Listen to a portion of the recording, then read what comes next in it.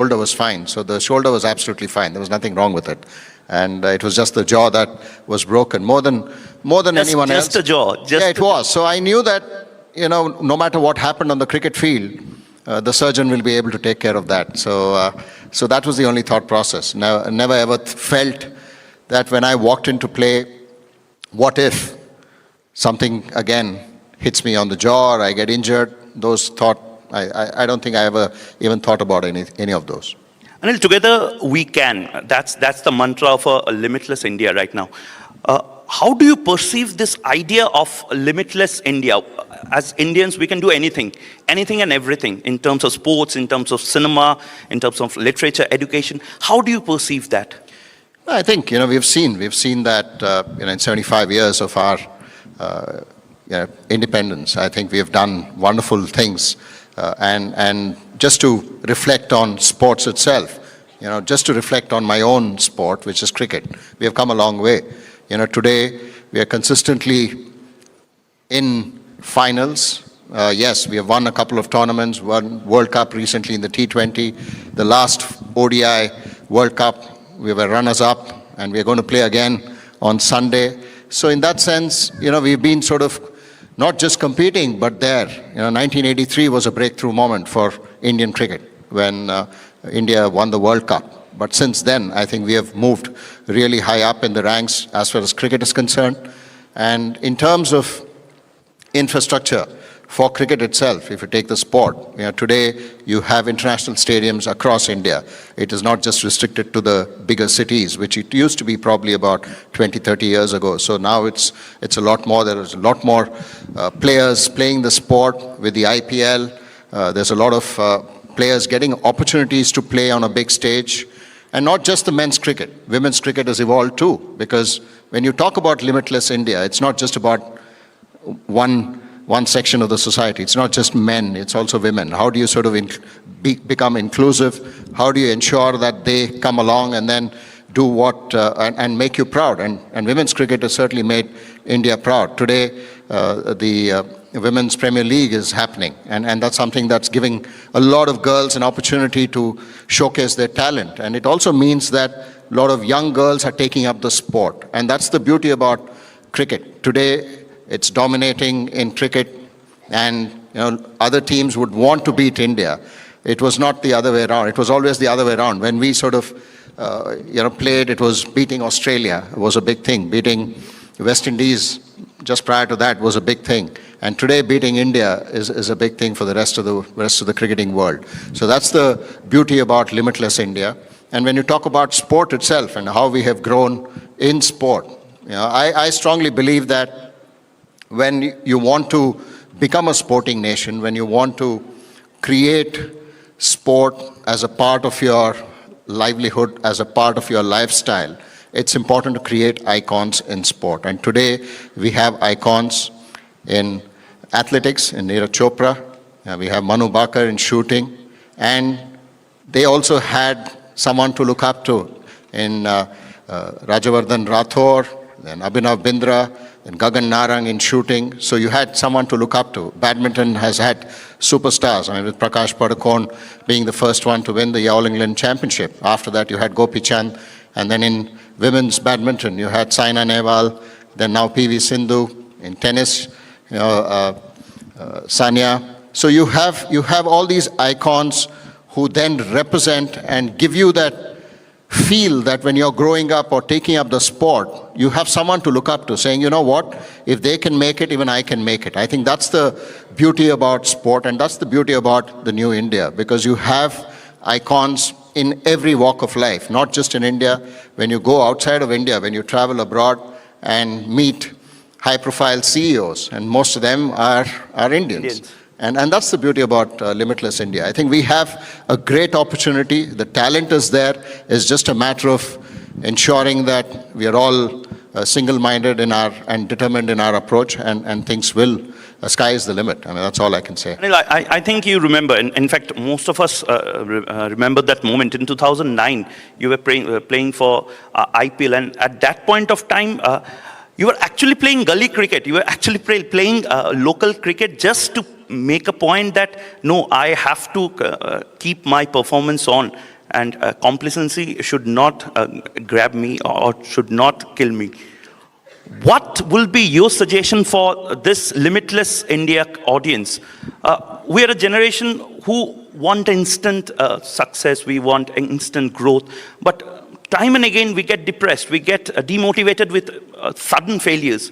What will be the suggestion for Anil Kumble, who has seen a lot of ups and downs in his career? I think play a sport. That's the best part. When you play sport, at the end of the game, you have a result. Whether you win or lose, you have to again start from scratch the next day. And that's the beauty about sport.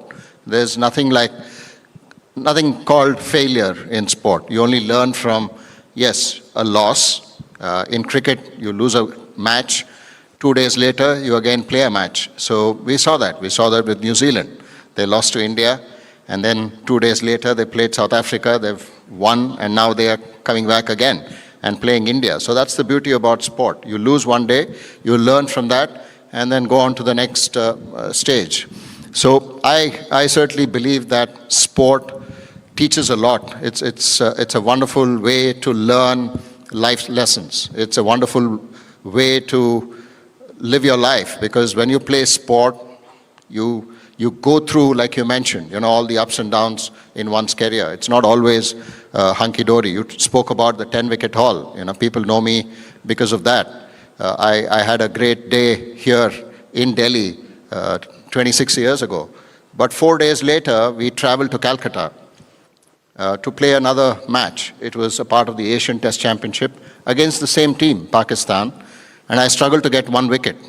That's the beauty about cricket. You are up one day, and the next day you start all over again. So you learn to live with this, you learn to adapt, you learn to recognize the fact that in a career spanning 18 years, it takes a number of hits for you to actually succeed. So people talk about the 600 plus wickets, and they tell me that you're number one in India. All that is fine, but I had to bowl about 40,000 deliveries to get those 600. So which meant that more than 39,000 deliveries didn't get me any success. So it's about being persistent. It's about being at it all the time, and then eventually things will work out. And that's the beauty about sport. And I feel even without you noticing anything, it automatically teaches you all this. So please, if you feel stressed,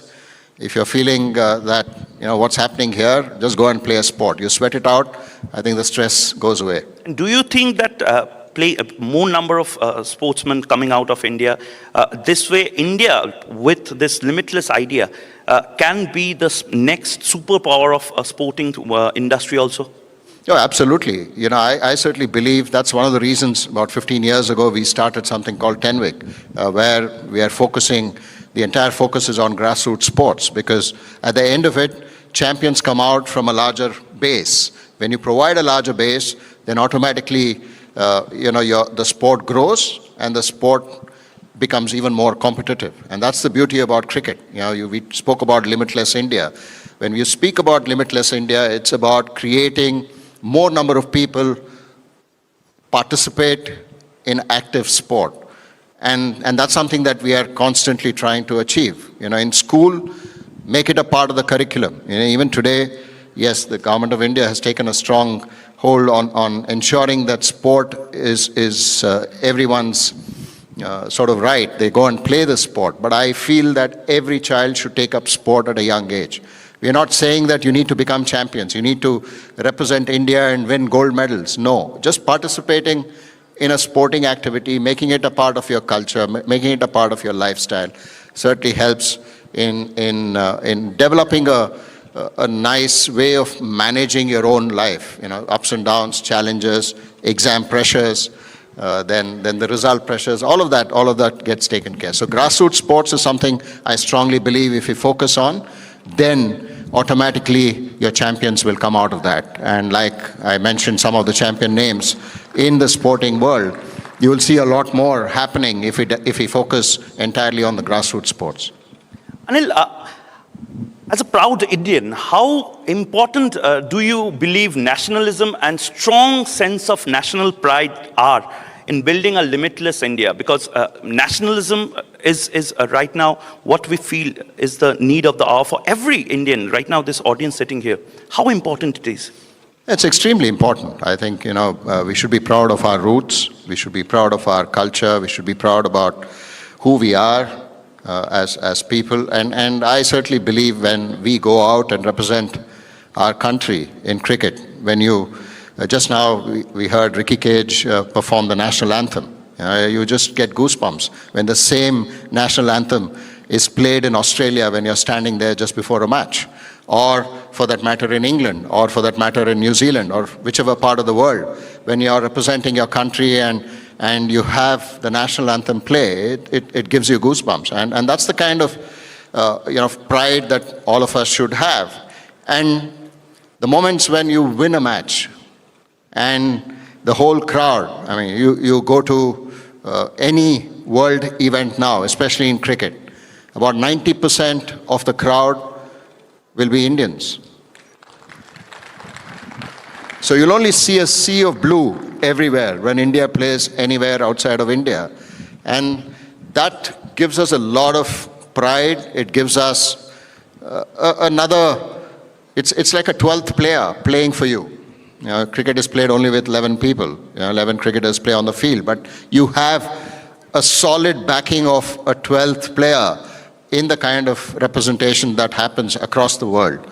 And the sense of belonging and the sense of feeling itself is immense. So I certainly believe that we are at a stage where each one of us look at contributing in whatever role that we are playing. That itself, I think you're contributing to the nation. That itself is nationalism. I mean, in my view, if you can do your role that you're assigned to with the utmost sincerity, the utmost dedication, the utmost commitment, then I think you're one step there. It's just about understanding and being proud of who we are and who the representations are from India, and really being proud of them. And that to me is a feeling that I received when I go and play cricket for India, or even now, when I travel, because of the popularity that cricket has in India. It's wonderful to sort of get that kind of adulation and the kind of respect that you get just because you're a cricketer from India. And now the respect is really, really fantastic to get when you travel outside of India. And then last question, you have been to Ram Mandir Pran Pratishtha in 2024, and this year you have been to Mahakumbh. You were talking about the roots. How important it is to flaunt our Sanatan Dharma and our culture and not be ashamed of it. No, I don't think we were ever ashamed of our roots. I don't think India has ever been ashamed of our roots. It's just that I feel it's just that some of the narratives, of course, we went through a colonization and then, of course, globalization. Because of all of that, the narratives change a little bit. But I don't think, all of us are really proud of our heritage. I'm a very spiritual person. My mother was a very spiritual person. My wife, who's sitting here, is very spiritual, and she knows, all the scriptures, and she breaks it down and makes it even simple for me to understand. And it's about what you believe in, and it's something that is inside you. And like I mentioned, if you continue to sort of lead a path or lead a life which you do your own roles and you sort of go ahead and perform those duties, and that to me is itself spiritual. That's a motivating point to end this session. Thank you so much. Rini, please come. Let's have another round of applause for our 90s kids, the icon of 90s kids. Thank you so much, Anil. Thank you. Thank you. Thank you, Mayuk, and thank you, Mr. Kumble. I'd like to request you to please stay on. We've got the hackathon winner with us. In the category of equity and empowerment, limitless idea, we have now Ancilla Maria Faustina, who joins you up on stage. Ancilla, please come up. You get to meet the legendary Anil Kumble. Ladies and gentlemen, a round of applause for Ancilla. We celebrate her for her innovative use of AI in revolutionizing job matching in rural India. By bridging the gap between opportunity and talent, her initiative ensures that India's workforce is connected, empowered, and ready for the future, bringing prosperity to the heart of Bharat. Thank you so much. I'd like to now invite our co-sponsor, Mr. Rajshri Das, MD of Hanuman Laboratory and Jacques Olivol Group, to please felicitate our living legend, Anil Kumble.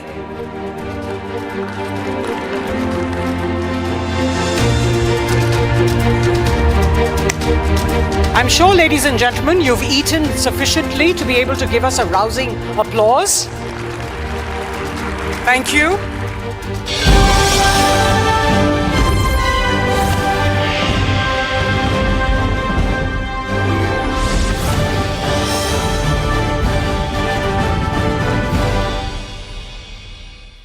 Namaskar and Gurudev, I can't thank you enough for being with us and making the start of this very special occasion memorable, special and auspicious for us with your divine presence.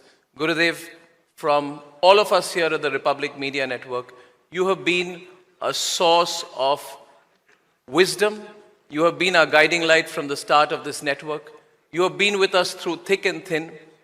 And therefore, we are all overwhelmed that you took the time. You cancelled so many schedules and you are with us today. So Gurudev, once again, a big round of applause to you, sir.